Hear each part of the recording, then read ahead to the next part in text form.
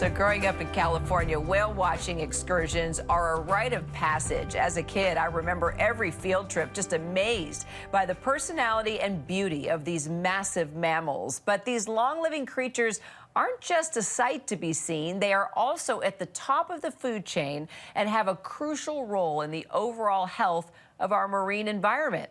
So we have some exciting news to tell you, and for all you whale lovers. Biologists tell us that whales are actually returning to the waters near New York City in greater numbers, and they're sticking around longer too, simply because there's just more food to eat. With fewer pollutants in the water, that's good news. Our humpbacks, minks, and also the endangered North Atlantic right whales can gobble up their favorite fish and flourish. Joining me now to talk about this exciting news, Danielle Brown, Director of Humpback Whale Research at New York's very own marine mammal advocacy organization, Gotham Whale. She's also a PhD candidate in ecology and evolution at Rutgers University. Danielle, I tell you what, whales, and I think we can all agree, they fascinate all of us, right? From Antarctica to our local beaches, we always want to catch a glimpse or travel out to see them. And I'm just curious, your first experience with whales, and why did you fall in love with them? Well, I've always been interested in marine mammals, but believe it or not, my very first experience with a whale was on a whale watching boat in New Jersey back in 1993. And I've since spent thousands of hours on the water with them, and I'm constantly impressed by their size and their unique behaviors. Was that when you were featured in the Nat Geo documentary? No, this was a very long time ago when I was only 9 years old. Oh, okay. Oh, well, then you know what? It was fortuitous. There you were at 9 years old, right? Checking out the whales on excursion. And then you're featured in a documentary years later. So you knew your purpose from the minute you were looking at those whales at 9 years old. I guess so. Well, let's talk about the fact that you're a top researcher now and you're following migration patterns in the Northeast. Tell us why that's so important to track. Well, my research actually focuses specifically on humpback whales in the New York Bight and their diet and their movements along the U.S. mid-Atlantic. It's important to study humpback whales here because these animals are outside of their main feeding and breeding grounds, and they do appear to be increasing.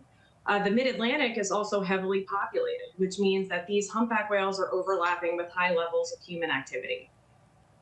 So with the increase, though, in numbers, sadly, you tell us it also means that we're seeing more deaths, right? Since December, at least 23 whales have washed up along East Coast beaches.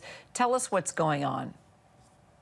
Well, most of the recent whale strandings involved humpback whales, which has happened here before.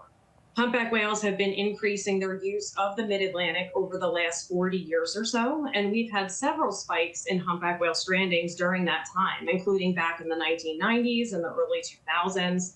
So generally, whenever there's an increase in large whales, especially in an area with a lot of human activity, there will be more strandings. These strandings can happen for many different reasons, including entanglement, illness, and ship strike.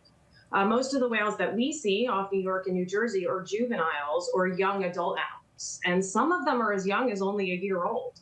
We've even seen a few mothers and calves here. So these young animals are inexperienced, and that puts them at greater risk of human interaction. So I don't think the majority of us realize the significance of the role that whales play in the fight against climate change. Danielle, tell us more. Sure, absolutely. When whales can be indicators of changes in the ocean. So we know that ocean temperatures in the North Atlantic are changing rapidly, which can affect the distribution of prey species, especially on their northern feeding grounds. And warmer temperatures can also affect the distribution of fish here in the New York Bight. So for example, because the winter this past year was warmer than usual, we had several bait fish species very abundant close to shore. And this was evidenced by the whales and dolphins that were closer to shore than they usually are. So do you think humans, well, of course we can, right? What can we do to have a positive impact on their lives? I mean, what can advocates do to support efforts already underway to protect these mammals? The easiest way to help is to either donate or contribute your whale sightings to organizations like Gotham Whale that are studying these animals, and advocate for better protections for all whale species in New York and New Jersey from all types of human interactions.